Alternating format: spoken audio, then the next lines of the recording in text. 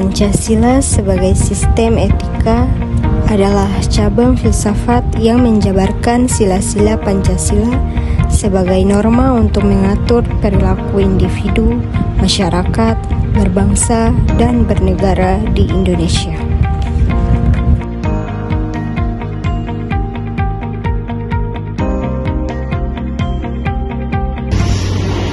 Teman-teman seringkali mendengar Pancasila hanya sebagai dasar negara. Padahal Pancasila lebih dari itu. Ia adalah sistem etika, yaitu kompas moral yang membimbing tingkah laku kita setiap hari. Nah, mari kita lihat bagaimana nilai-nilai luhur Pancasila ini terwujud dalam keseharian kita. Nilai yang pertama yaitu ketuhanan yang mengajarkan etika, toleransi, dan menghormati perbedaan keyakinan. Intinya adalah menghormati hak setiap orang untuk beribadah dan menjalankan ajaran agamanya tanpa ada pihak yang merasa terganggu atau mengganggu.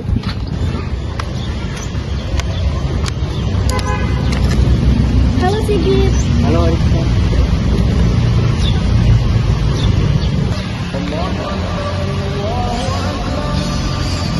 Udah azan nih, bukannya kamu mau sholat? Oh iya Arifka, makasih ya udah ngingetin. Kamu baca buku dulu ya. Aku mau pergi sholat dulu. Nah, yang kedua yaitu nilai kemanusiaan yang menekankan pentingnya perilaku adil dan beradab terhadap sesama manusia. Etika yang ditekankan adalah sikap tolong-menolong dan memiliki empati yang tinggi, diwujudkan dari tindakan nyata bukan hanya ucapan.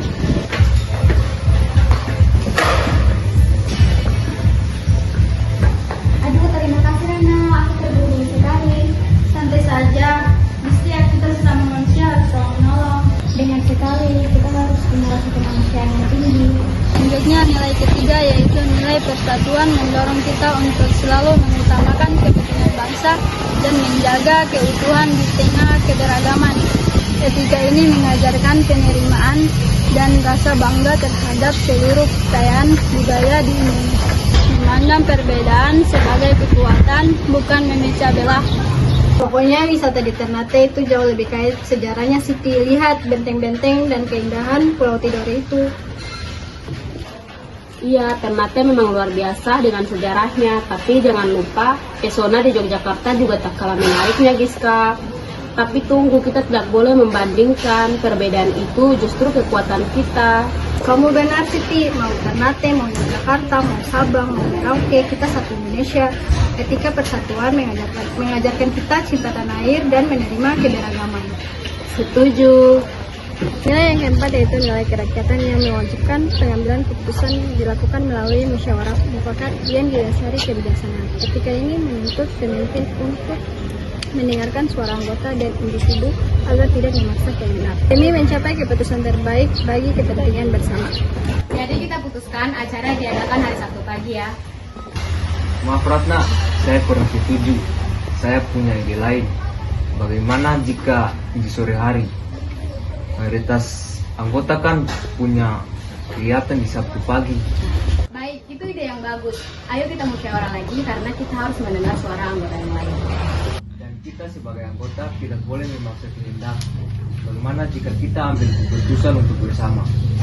Nilai yang kelima yaitu nilai keadilan sosial yang bertujuan untuk menciptakan keseimbangan hak dan keadilan melalui tindakan yang profesional. Etika ini mengajarkan bahwa keadilan berarti pembagian tugas dan sumber daya yang sesuai dengan porsinya dan bukan semata-mata untuk menghindari ketidakseimbangan beban kerja. Rana, kamu kan paling pintar edit video. Gimana kalau kamu kerjakan aja semua editingnya? Tunggu, Rizka itu tidak adil. Rana memang jago editing, tapi kita harus membagi beban kerja secara merata. Itu namanya keadilan sosial. Betul, bagaimana jika Rana editin, Destia membuat naskah, Ariska mencari materi, dan saya berpresentasi. Semuanya punya peran yang profesional. Setuju, keadilan bukan berarti sama rata, tapi adil sesuai porsinya.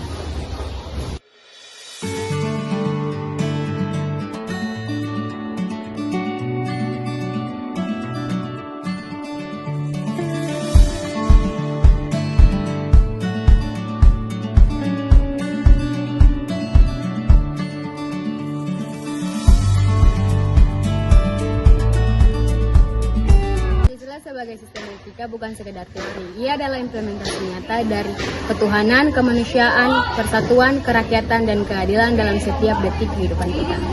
Jadi kita jadikan Pancasila sebagai etika hidup untuk Indonesia yang lebih bermoral dan beragam.